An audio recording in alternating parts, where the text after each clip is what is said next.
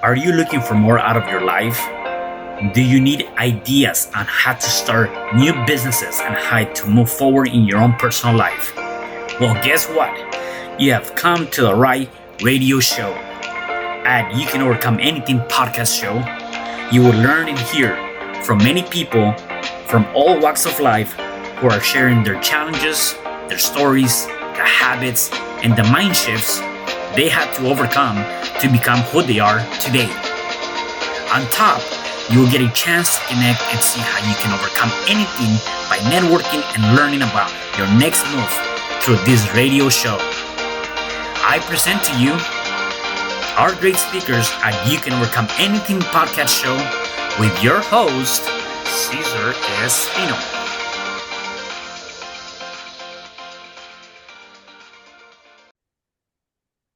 Hello there, and welcome back to another episode of You Can Overcome Anything podcast show. It is your host, Cesar Espino, and today I have a special guest. Her name is Patricia Stepler.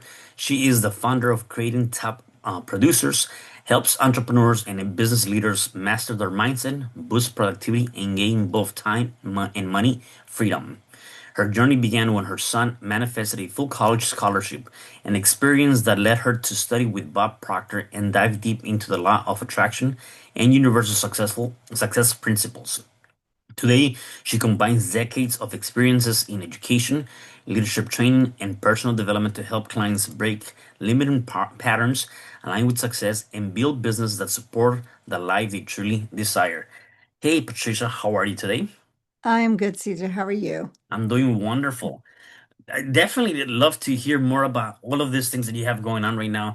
And why don't we start first by telling me a little bit about your background and your upbringing? Where are you originally from, and how was that upbringing for you?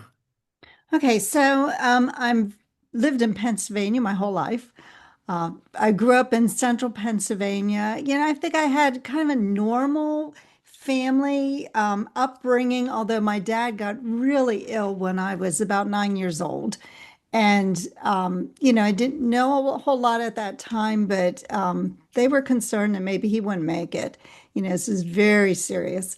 And so that led to some economic issues because now my mom was working for the first time. She had been a stay-at-home mom, and now she was teaching school, and so that was a little difficult.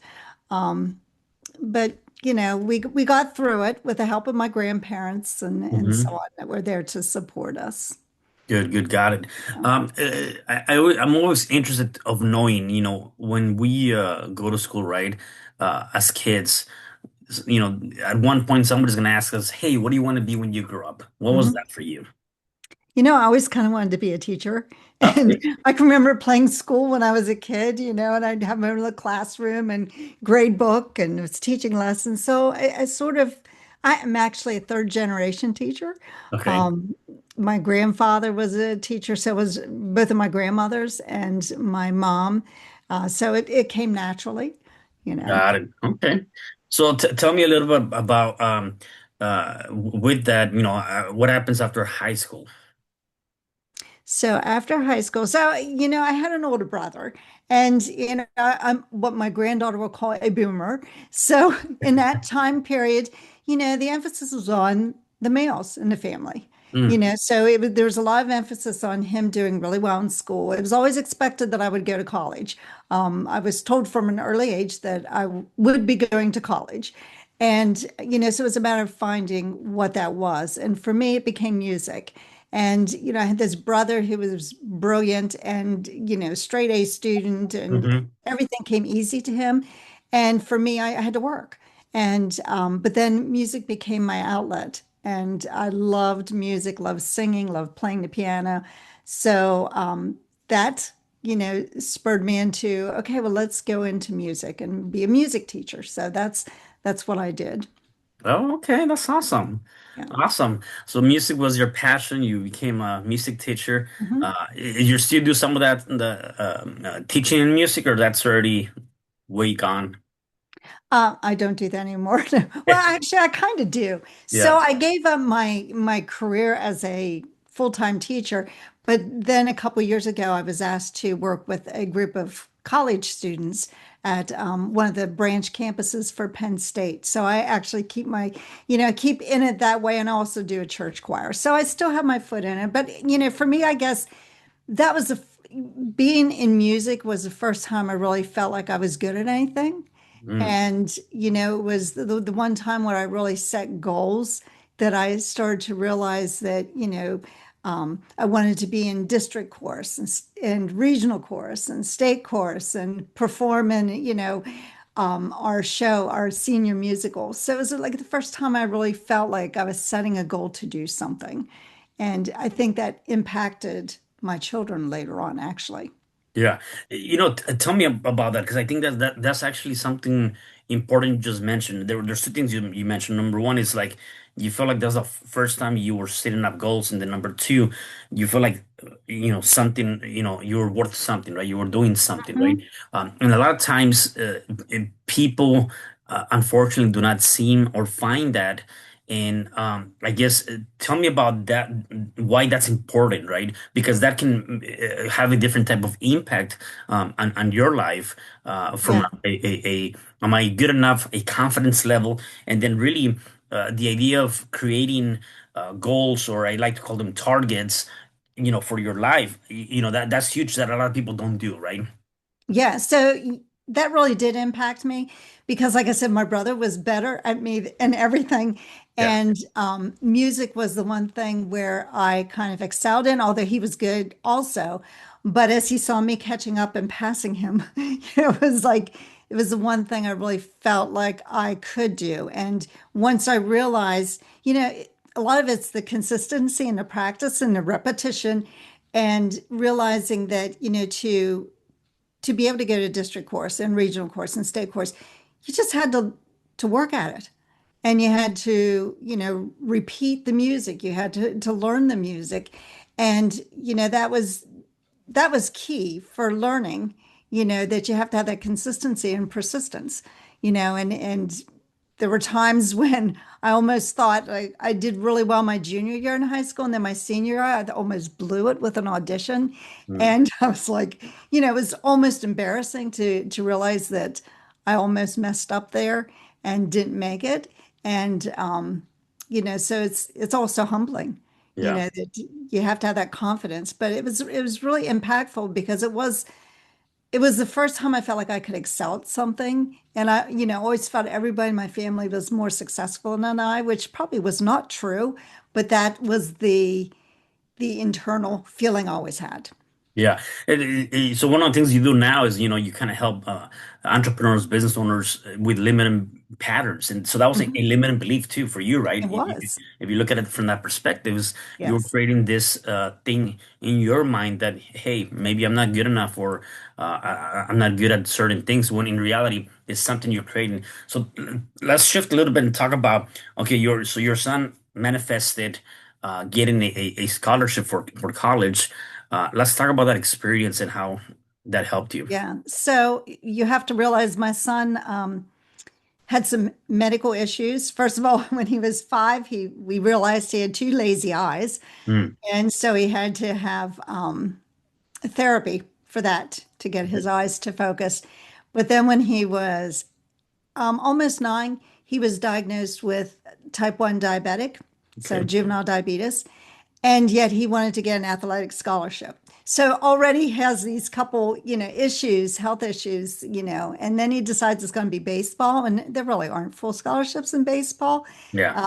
The coaches will tell you there's no money in baseball at the college level, it just doesn't happen.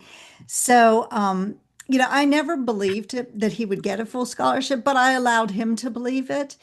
And he would just keep talking about it over and over. So I basically did personal development my whole life. So I knew, not to steal somebody's dream and Hmm. to allow them to believe that. But in the back of my mind, I never thought it would happen. So, when it did happen, and to be honest, he did not get an athletic scholarship. He got a academic scholarship, Hmm. but it didn't matter because the goal was the full scholarship to Yeah. college. And and he got to play in the South, which he wanted to experience something different. And so his goal was to, be in the South and play baseball. And he just believed that for 6 years. He just kept telling me, Mom, I'm going to get this scholarship. And he'd set goals and he'd achieve these goals. And, it was fascinating to watch. And then when he actually got the scholarship, Yeah. I remember when he opened the envelope and, and I told him because the school had told us he could expect one third to one half. Mm. So, he said, Mom, wouldn't it be funny if this is a full scholarship? And of course, because I never believed it, I said, now you remember they told us, Yeah. one third to one half. And then when he opened it and we saw it, it was like, oh my gosh, it was a full scholarship. And it was just amazing.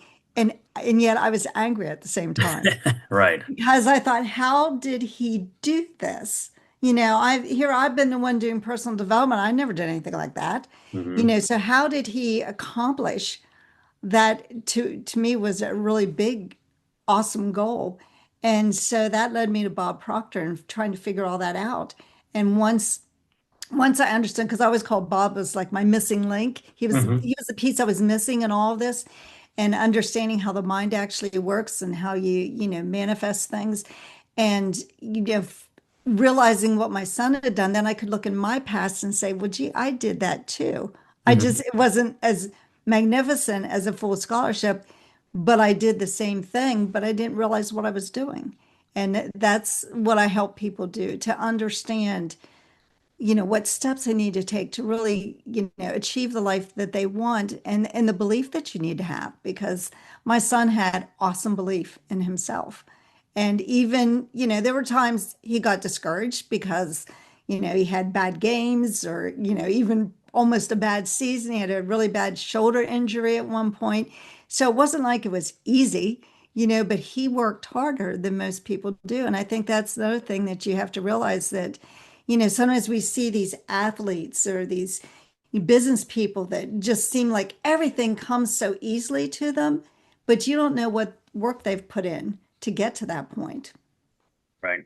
Uh, So let me ask you this, your son believed that he kept saying it, I'm gonna do this, and obviously, uh, while you have done a lot of self-development, right? There's a little bit of disbelief that that could happen, right?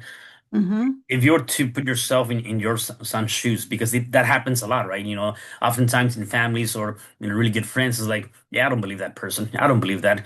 And so then either that other person gets discouraged and like, yeah, maybe they're right, and I'm not going to do this, and I'm going to give up.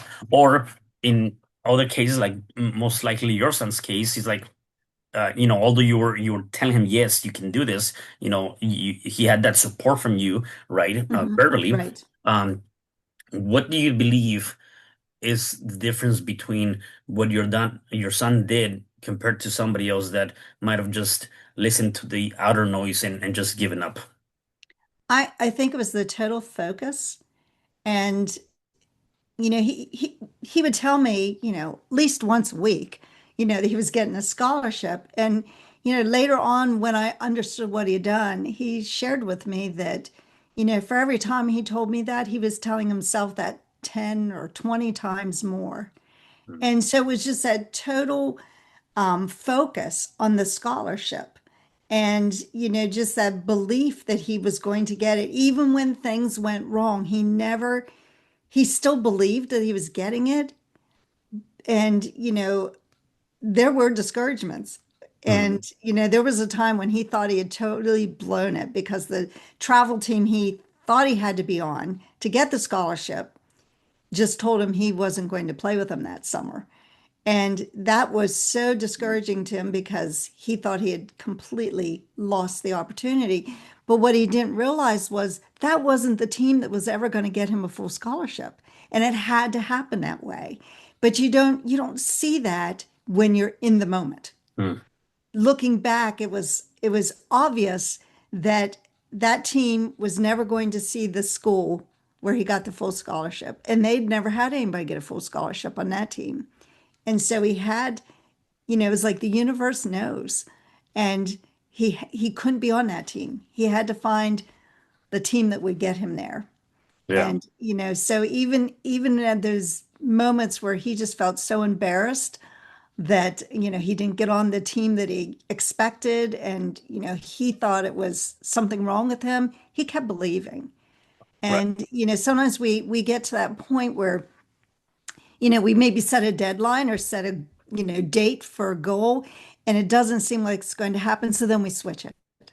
And, we change the goal, or we change, the date. And sometimes we have to just keep pushing through it and, wait until that date actually comes, because you don't know what's out there or what opportunity might be around the corner that, you presently don't know. But if you give up, then you're changing, and that's what happens. A lot of times people will keep changing what they want. He stayed focused. Yeah, 100%. And then in terms of you, there's a lot of different people that do uh, law of attraction, self-development. Why did you, why were you gravitated towards Bob Proctor versus somebody else? I think because I had done a lot of personal development, and I'm just going to call it traditional personal development, it's like goal setting and things. But the thing that made it different with Bob was that he actually helps you to understand how the mind works and how we have these paradigms or habitual thought patterns. And as long as we keep allowing those habitual thought patterns to exist, we're going to keep getting the same results. And we never really, it's not that we don't know what to do, it's that we don't do it because those habits are so ingrained in us. And so it's a matter of working on those habits. And it sounds so easy, but it doesn't mean it is. It takes work to be able to overcome those those ingrained beliefs, and a lot of them come from our childhood. They come, from generations back even, and they're so ingrained in us that we really have to work on us to overcome them. And Yeah. so for me, hearing like the first time I heard Bob Proctor speak, I'm like, oh my gosh, this guy knows the answers. And I'd heard his name prior to that, but I'd never come in contact with him or any of his materials. I knew he was in the personal development field, but that's about it. And when I heard him speak, I'm like, this man has the answers I'm looking for. And it took me on a journey. And it was a few years just searching and understanding and, studying. And that's something that a lot of people won't take the time to do. Right. It really does take, finding out who you are and figuring out where your limiting beliefs are, and really spending time finding out who you are. Yeah, got it. Can you give me kind of an example of like maybe a client or somebody that came to you? Obviously you help them with their master their mindset, boost their Mhm. productivity, freedom, and get more freedom and money, right? Right. Give me an example of somebody maybe coming in with having some challenges in one of those areas.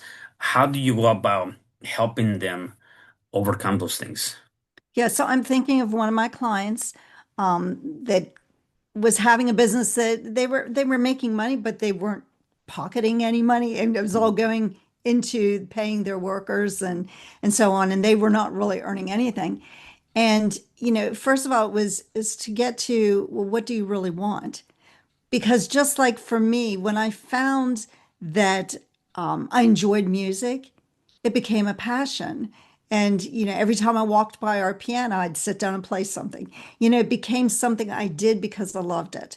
And so if you're stuck in a situation where you're not making the money that you want or that you expect, it becomes discouraging. So you have to, find that passion. What is it that you really want? Because at the time they were a construction business and they were doing more handyman type jobs when they what they wanted was to build luxury homes. Well, that's quite a difference. So they had to start seeing themselves as the person building the luxury homes, not the handyman. And again, that sounds really easy, but it's something you have to work at. And you have to constantly keep that vision of where you're going, even though you're not seeing it in your reality. Yeah. And so you have to see yourself doing it and being that person. And eventually that started to happen. They started building, additions instead of just decks and, you know, putting new windows or doors in. And then they eventually started building luxury homes. And then they pivoted because they realized that that wasn't what they wanted to do, that Yeah. sometimes those homeowners were difficult to deal with. Now they're doing commercial and they're making millions, Mm. and that's where it was for them. But, they had to go through that and find that journey that they were Yeah. on. And I think we all have to realize success isn't a straight line. It's never a Right. straight line. It's always a journey. And it takes all kinds of turns and curves and unexpected obstacles that you have to overcome. Yeah, and I think with that example, kind of it reminds me of the message you have here, and it says we are in control of who we become and who we want to be. We create Hmm. our own reality, and self-image is key to overcome limitations that may actually be hidden deep in our subconscious mind. Right. So Absolutely. let's talk a little bit about these subconscious mind and the conscious mind, right? There's, well, Mhm. I can give you my perspective, but I want to hear that from you in terms of the two different types of minds that we're dealing with. So your conscious mind is your thinking mind. It's the one that's educated. And you also have the ability in the conscious mind to decide whether you're going to believe something or not believe it. Your subconscious mind is completely open. And as a child, and this is why, we have to be careful what we say to our small children because they don't have that filter to decide, what they want to believe until they're about 7, 8 years old. And so everything just goes right into their mind, into their subconscious mind, and it builds our image. And that self-image is stored in the subconscious mind, and it's very, very strong. And so that self-image is built from the time you're an infant. Mm. And if you tell a child, I remember one of the children I taught in school, she decided to be mute. And it wasn't she couldn't speak. It wasn't she didn't have, it was a decision, but it was reinforced over and over again Wow. by classmates, by her parents, by, her brother. And, she was just chose to be that way. And, I hope she finally overcame that. But, it was in her self-image that that's who she was. And, so we have to be really careful. But the subconscious is where all these paradigms or these habitual thought patterns are stored. So, Mm. in order to be able to shift them, we have to first be aware that we have them. And then we have to decide what it is that we want. And every time, because they're very strong, they're there to protect you. The subconscious mind's trying to keep you safe Yeah. and keep you secure. And yet, consciously, you want to do something, but subconsciously, it says, no, you can't. Hmm. And so that's where the power comes from and the struggle. And so you have to really work to overcome that feeling. So every time you get that, feeling of this is what I want, but no, I can't do it, you have to decide, no, I can do it. And you have to, reprogram or rewire your thinking so that you start to believe that you can do something, which is basically what my son did. He just kept believing that, Yeah. he just kept telling himself that he was getting the scholarship. And, it just, that it just becomes that repetition, just like any learning that you do. You just have to Right. repeat it over and over and over again. Yeah, no, that's powerful, and I like the idea. And now that I think about it, you're right. Like, as we're growing up, I mean, really, we're just listening, we're just paying attention, and there's really no logical side of ourselves, right? To say, hey, this Mhm. is good or bad. They're learning from your the adults or parents, and it's not until probably, as you mentioned, 7 or 8, where you start already having the logical thinking side, where like, now let me challenge some of the things because Mhm. I think it makes more sense.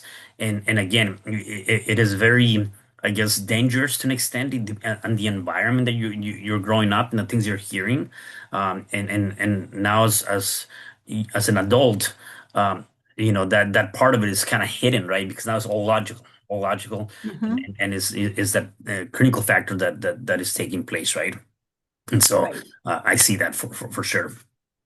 Yeah.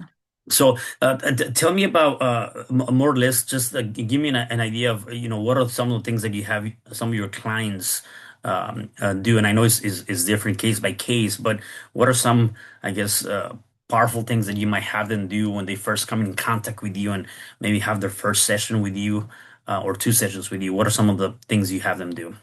So we really work when I start out with a client is working on getting them to build a bigger dream. Mostly because we tend to clamp down on what we think we can do and what we think we can accomplish. And so oftentimes when I have a client talk to me, they'll tell me what their goal is, but that's not really their goal. You Mm, know, they kind of hide it because they don't believe that they can even accomplish it. So, you know, it's really getting them to think bigger and to really, you know, expand on what it is they want, not just in their business life, but in their personal life, their relationships, you know, how they want them to be, you know, everything, their spiritual life, whatever, you know, all the different areas, you know, where do you really see yourself and where would you most like to be? And so getting them to think bigger, and then they have to actually realize that they have to become that person then. mm, Because what I often say is, you know, everything that you have today, everything that you've accomplished is because of the thoughts that you've been thinking and the beliefs that you have. But if you have a really big goal, you're not that person that can accomplish it yet. You haven't become that person yet because if you had, you'd already have it. mm. And you know, so you really it we really if we want to keep moving forward because either we're going backwards, you know, there's really no staying the same because the world's changing so quickly. So if you really want to move forward, you have to become somebody different. And you have to decide, okay, you know, do I want to be the owner of a company? Do I want to, you know, have a promotion? Do I want to be a supervisor? Whatever it is that you want, you have to see yourself there first before you're ever going to get to that position. Because when you see yourself there, then other people start to see you there too.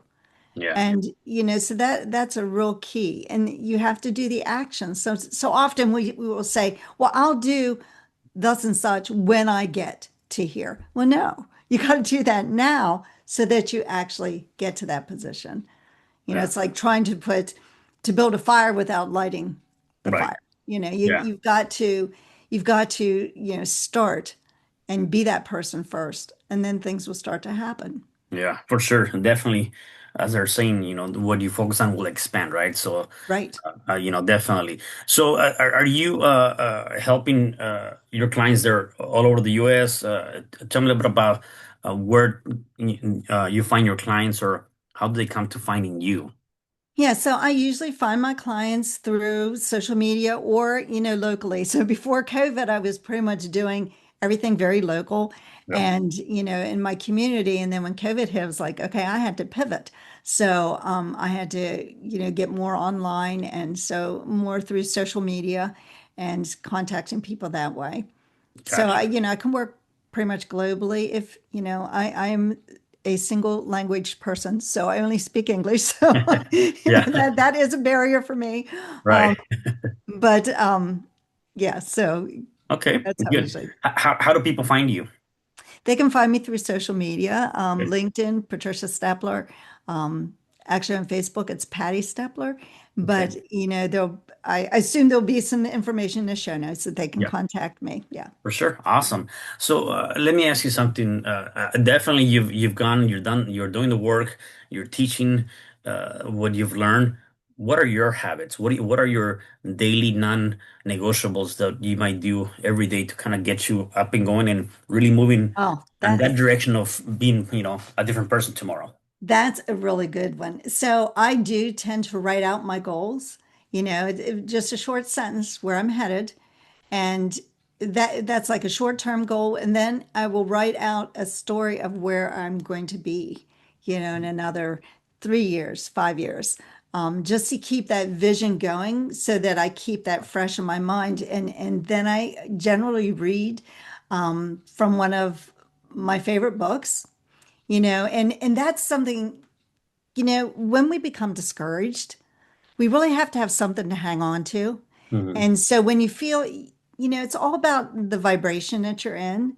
And we can feel when we're having a bad day or if something's, discouraging, that's the moment you have to find a way to get out of it. So if you can find a statement or a paragraph in a book or a chapter in a book that just lifts you up and makes you feel better, you need to go to that. So everybody needs, it could be a song. Yeah. Sometimes it's just a song that just kind of lifts your spirits.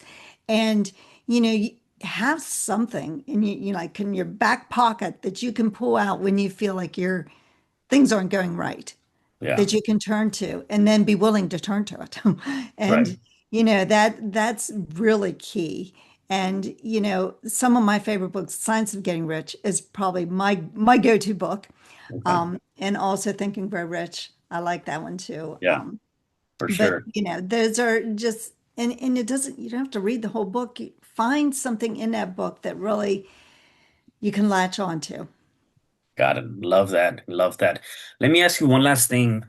For the people that are listening to us and or are watching us, if they're going through any challenge, whatever challenge that might be, what is one or a few things you can say to them so they can start overcoming that challenge? So I guess sort of what I just said, find something that will inspire you and get you moving forward and realize that, I know when my son was diagnosed with juvenile diabetes, there were times when it was very discouraging, especially when he went from taking shots to going on an insulin pump. It was just, everything was just so confusing, and it hurt me to see him struggling at times. And there's always somebody who has it worse. Mhm. And I think we forget that. And I felt like there were many times where God would put a mother struggling with a child that had something far worse than what I was going through, just at the moment when I needed it. So sometimes we have to look beyond ourselves and just allow things, to realize that, yeah, this may be a struggle, but look at what I've overcome. Mhm. Look at the things I've already done. And, sometimes I think we forget to give ourselves a pat in the back because because we're who we are. We just think there's nothing special about what we've done. But I think we have to look at, times when we've had successes. And then we also have to realize that, as a friend of mine, when my son was diagnosed with the diabetes, she gave me a pill saying, God won't give you anything that you can't handle. I just wish you didn't trust me so much. Yeah. So, that's something that I keep thinking about too, there's always, sometimes we're being challenged because we need to build something in ourselves. Yeah. Yeah. And, that challenge may be put there because it's going to be the breakthrough that we need. Yeah. And I do agree with that statement. I do agree that sometimes, we do not see our full potential or how strong we can be. And Hmm. it is a test of, God, the universe, whatever people believe in, right? Right. To say, hey, I'm gonna put you in through this a challenge now, and prove me that you are who I think you are, and you can get through that. And so I think the message there, as you mentioned, is you could push through, and if you've been faced with a challenge, definitely do whatever it takes to get through that challenge, get through that fire on the other side, right? There's going to be Right. definitely glory and other stuff. So, no, I love that for sure. Yeah. Patricia, I had such a great time here with you. Let me know, is there anything else that you want to share with us before I let you go? Well, I just wanted to kind of tie in with what we were just saying. Yeah. There was a time in my teaching career where things were not going well, and it was very discouraging, very hard for me. And we don't have time to get into it now, but if I had to go through that same struggle again, I'd do it in a heartbeat because of the growth I had in myself from having to go through that struggle. Hmm. I would do it again, Yeah. and even though it was that difficult. So I think sometimes we don't realize that sometimes those struggles are put there for us because it's exactly what we need. Yeah, that's the push we need to Yeah. get through. Yeah, I love that. Well, again, Patricia, thank you again for being here and giving us a lot of great information and wealth of knowledge. Really appreciate it. Thank you. Yeah, definitely. And for the rest of you guys, do me a favor. Please make sure that you guys share this message because somebody definitely needs to hear it. And I'll see you guys at the next episode of You Can Overcome Anything podcast show. Thank you. Hi, I'm Cesar Espino, real estate investor, business coach, and consultant, and author of the book, You Can Overcome Anything Even When the World Says No. My number is 424-501-6046. In my book, I talk about making the necessary changes to shift your mind for prosperity and certainty. Pick up your copy at Amazon. I also love helping families with their real estate and can purchase your house fast and all cash. Follow me on Instagram, Facebook, and LinkedIn. My number is 424-501-6046. Thank you for having me today. I am so glad you've tuned into this podcast. You can find me at your favorite podcast platform where you can like, subscribe, comment, and share. And to learn more about myself, my services, you can find me at www.cesarrespino.com, or you can also find me at your social media. Thanks for joining me, and I am looking forward to having you at the next episode. And know you truly can overcome anything.